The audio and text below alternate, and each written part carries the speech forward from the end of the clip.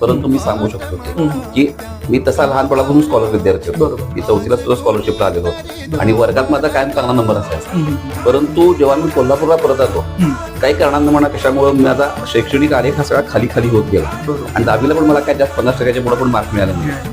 आणि 11-12ला तर अशी 12वीला अशी कंडिशन झाली माझी की आता तेव्हा त्या काळातल्या गोष्टी असतील, मैत्री असतील, या गोष्टींच्यामुळे अभ्यासावरून माझं सगळं लक्ष उडालेलं होतं.